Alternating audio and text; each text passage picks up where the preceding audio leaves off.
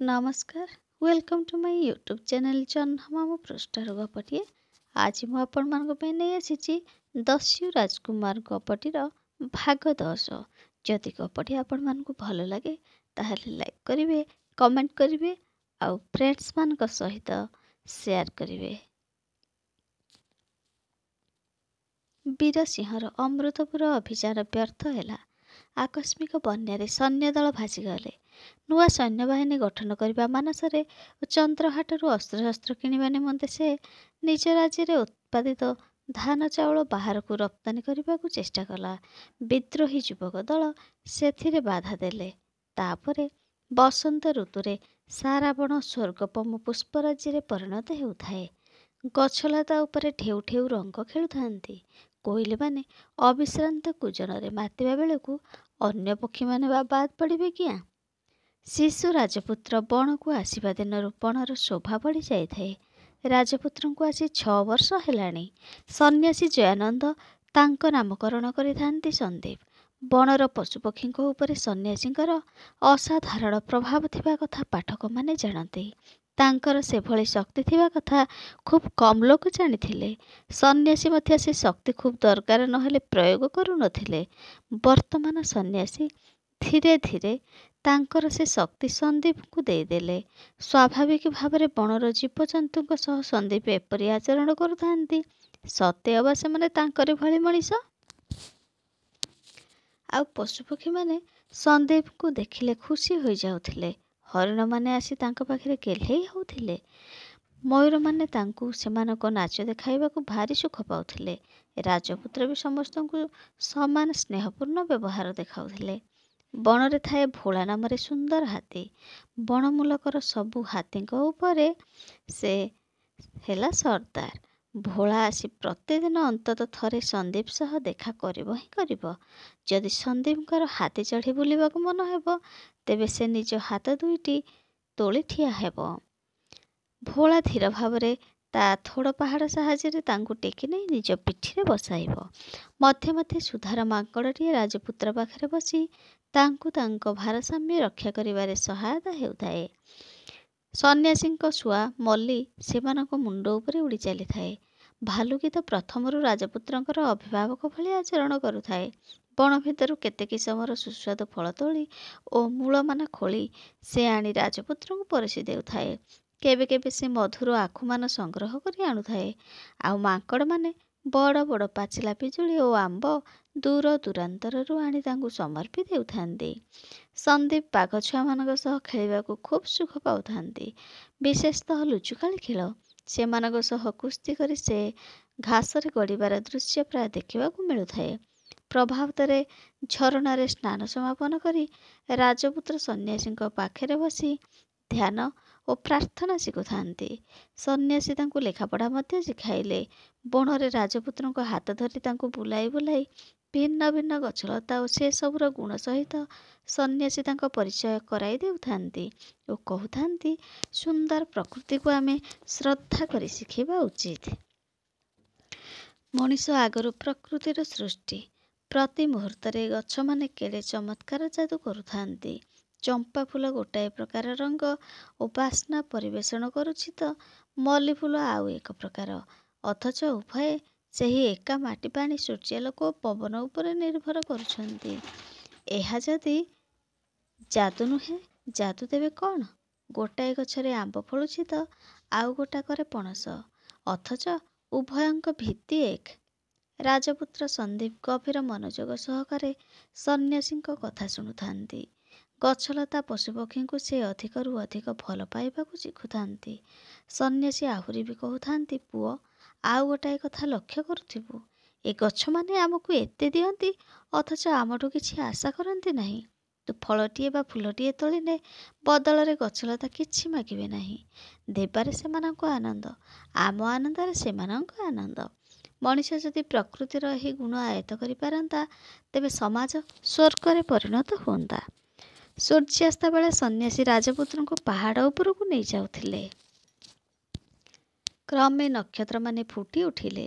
ସନ୍ନ୍ୟାସୀ ସେମାନଙ୍କ ନାମ ଓ କିମ୍ବଦନ୍ତୀ ବର୍ଣ୍ଣନା କରୁଥିଲେ। ଏହିପରି ଭାବରେ ଶିଶୁ ରାଜପୁତ୍ର ବଢ଼ୁଥାନ୍ତି ନିର୍ଜନ ବଣରେ, ଜନତା ଓ ରାଜଧାନୀର କୋଳାହଳଠୁ ଦୂରରେ।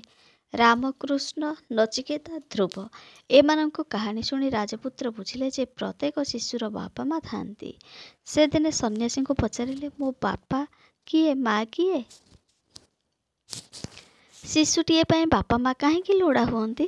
ସେମାନଙ୍କ ଜରିଆରେ ଭଗବାନଙ୍କ ସ୍ନେହ ପ୍ରେମ ତା ପାଖକୁ ଝରି ଆସିବ ବୋଲି। କିନ୍ତୁ ତୁ ସାଧାରଣ ଶିଶୁ ନୁହଁ। ସିଧାସଳଖ ଭଗବାନଙ୍କ ସ୍ନେହ ପ୍ରେମ ଅନୁଭବ କରିବାର ଶକ୍ତି ତୋଠି ଅଛି। ସନ୍ନ୍ୟାସୀ ତାଙ୍କୁ ବୁଝାଇ ଦେଲେ। ରାଜପୁତ୍ରଙ୍କ ମୁହଁରେ ସମ୍ଭ୍ରମ ଭରା ସ୍ମିତ ହସ ଫୁଟି ଉଠିଲା। ସେ କହିଲେ, ମୋର ବି ବାପା ମା ଅଛନ୍ତି ଓ ଭଗବାନଙ୍କ ସ୍ନେହ ପ୍ରେମ ସେମାନଙ୍କ ଭିତର ଦେଇ ମୋ ପାଖରେ ଆସି ପହଞ୍ଚୁଛି। ତୁମେ ମୋ ବାପା, ପ୍ରକୃତି ମୋ ମା। ସନ୍ନ୍ୟାସୀ ହସିଲେ। ବାପା, ତୁ ଜ୍ଞାନୀ, ମୁଁ ଆଶୀର୍ବାଦ କରୁଛି ତୁ ଯେପରି ସବୁ ପରିସ୍ଥିତିରେ ଭଗବାନଙ୍କ ସ୍ନେହାଶିଷର ସ୍ପର୍ଶ ଅନୁଭବ କରିବାକୁ ସକ୍ଷମ ହେଉ। କପାଳଚାନ୍ଦ ବୀରସିଂହ ବିକଟ କଣ୍ଠରେ ତା ସେନାପତିକୁ ଡାକିଲା ଓ କହିଲା, ମୁଁ ଇଏ କ'ଣ ସବୁ ଶୁଣୁଛି? ଆମ ସିପାହୀ ସାନ୍ତ୍ରୀମାନଙ୍କୁ ହଇରାଣ ହରକତ କରୁଛନ୍ତି। ଆମ ଲୋକଙ୍କଠୁ ଜିନିଷପତ୍ର ଛଡ଼ାଇ ନେବାକୁ ସେମାନେ କିଏ? ଏଡ଼େ ସାହସ ସେମାନଙ୍କର ଆସିଲା କାହୁଁ? ବୀରସିଂହ ଦରବାରରେ ବସି ରାଗରେ ଥରୁଥାଏ।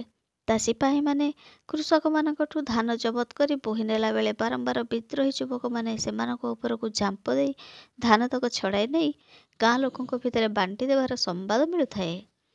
ଆମେ ସେ ବିଦ୍ରୋହୀମାନଙ୍କୁ କାବୁ କରିବା ଉଚିତ। ସେମାନଙ୍କୁ କଠୋର ଦଣ୍ଡ ଦେବା ଉଚିତ। ଯିଏ ସେମାନଙ୍କୁ ସାହାଯ୍ୟ କରିବ ସେମାନଙ୍କୁ ମଧ୍ୟ ଖତମ କରିଦେବା ଉଚିତ। କିନ୍ତୁ ସେଥିରେ ଅନ୍ୟଥା ହେଉଛି କାହିଁକି? ବୀରସିଂହ କଣ୍ଠସ୍ୱର ଚଢ଼ା କରି ଧମକ ଦେଲା।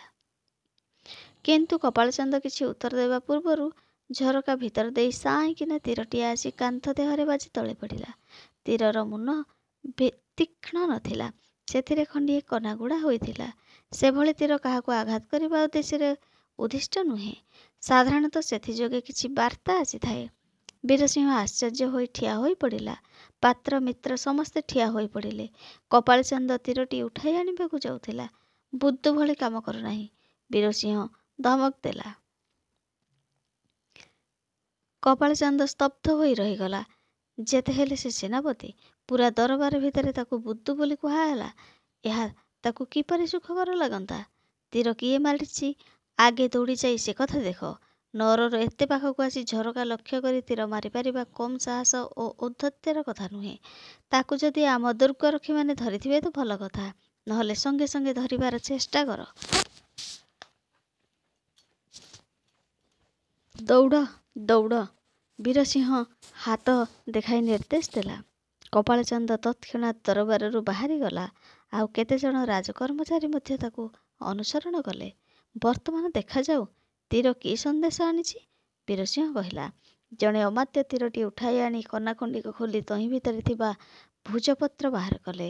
ବୀରସିଂହ ତାହା ନେଇ ପଢ଼ିଲା। ସେଥିରେ ଲେଖାଥିଲା, ବୀରସିଂହ, ଆମେ ତମ ସିପାହୀମାନଙ୍କୁ ହଇରାଣ ହରକତ କରୁନାହୁଁ କି ସେମାନଙ୍କଠୁ କିଛି ଜିନିଷପତ୍ର ଛଡ଼ାଇ ନେଉନାହୁଁ। ସତ୍ୟ ହେଲା ତମ ସିପାହୀମାନେ ନିରୀହ ଓ ନିଃସହାୟ। କୃଷକମାନଙ୍କଠାରୁ ସେମାନଙ୍କ କଷ୍ଟାର୍ଜିତ ଧାନ ଚାଉଳ ଛଡ଼ାଇ ନେଉଛନ୍ତି। ଚନ୍ଦ୍ରହାଟକୁ ଧାନ ଚାଉଳ ରପ୍ତାନି କରି ସେଠାରୁ ଅସ୍ତ୍ରଶସ୍ତ୍ର ଆମଦାନୀ କରିବା ତମର ଉଦ୍ଦେଶ୍ୟ। କିନ୍ତୁ ଜନସାଧାରଣ ଅସ୍ତ୍ରଶସ୍ତ୍ର ଖାଇ ବଞ୍ଚନ୍ତି ନାହିଁ। ଧାନ ଚାଉଳ ଉପରେ ସେମାନଙ୍କ ଜୀବନ ନିର୍ଭର କରେ। ତେଣୁ ଆମେମାନେ ବାଧ୍ୟ ହୋଇ ତମ ସିପାହୀମାନେ ଲୁଣ୍ଠନ କରି ନେଇଥିବା ଧାନ ଚାଉଳ ସେମାନଙ୍କଠୁ ଛଡ଼ାଇ ଆଣୁଛୁ, ନହେଲେ ରାଜ୍ୟରେ ଦୁର୍ଭିକ୍ଷ ପଡ଼ିବ। ସମସ୍ତେ ଚୁପଚାପ ବସି ରହିଲେ। ବୀରସିଂହ ଦରବାର କକ୍ଷର ମୁଖ୍ୟ ପ୍ରବେଶ ପଥ ଉପରେ ଦୃଷ୍ଟି ନିବଦ୍ଧ କରି ବସିଥାଏ। ତୀର କ୍ଷେପଣ କରିଥିବା ଦୁଷ୍ଟକୁ ଧରି କପାଳଚାନ୍ଦ ଫେରିଆସିବ, ସମସ୍ତେ ଏହି ଆଶା ପୋଷଣ କରୁଥାନ୍ତି।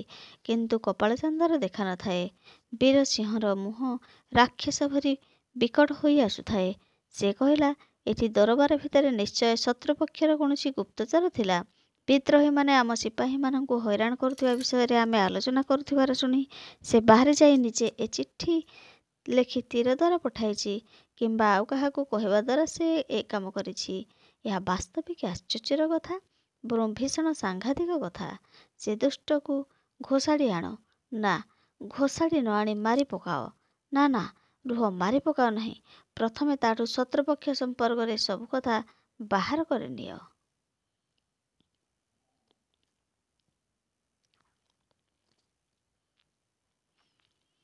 ଦରବାର ଭିତରେ ବୁଦ୍ଧି ବିବେକ ଥିବା ଲୋକ କମ୍ ଥିଲେ।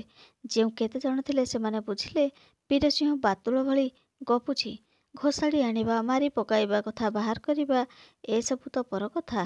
ପ୍ରଥମେ ସେ ତୀରନ୍ଦାଜର ସନ୍ଧାନ ମିଳିବା ଚାହିଁ ଦେଖାଗଲା କପାଳଚାନ୍ଦ ଓ ତାକୁ ଅନୁସରଣ କରୁଥିବା କର୍ମଚାରୀମାନେ ଫେରି ଆସୁଛନ୍ତି। କାହିଁ ସେ ଦୁଷ୍ଟ ତୀରନ୍ଦାଜ? ତାକୁ କ'ଣ ମାରି ପକାଇଲ? ବୀରସିଂହ ଅଧୈର୍ଯ୍ୟ ଭାବରେ ପ୍ରଶ୍ନ କଲା। ନା ଆଜ୍ଞା, ଦୁଷ୍ଟ ପଳାଇଗଲା। ସେ ତୀର ମାରିବା ବେଳେ ଜଣେ ଦୁର୍ଗରକ୍ଷୀ ତାକୁ ଦେଖି ପକାଇ ତା ଆଡ଼େ ଦୌଡ଼ିଲା। କିନ୍ତୁ ଲୋକଟି ତୀର ମାରି ଘୋଡ଼ା ଚଢ଼ି ଚମ୍ପଟ ଦେଲା। କପାଳଚାନ୍ଦ ନିଜ କପାଳରୁ ସ୍ୱେଦ ପୋଛି ଜଣାଇଲା, ଅବଶ୍ୟ ଭୟରେ ସେ ଥରୁଥାଏ। ଚମ୍ପଟ ଦେଲା କିପରି? ଆମ ରକ୍ଷୀମାନଙ୍କର କ'ଣ ଘୋଡ଼ା ନଥିଲେ? ବୀରସିଂହର କଣ୍ଠ ଭୀଷଣ କର୍କଶ ହୋଇ ଉଠୁଥିଲା। ହଜୁର!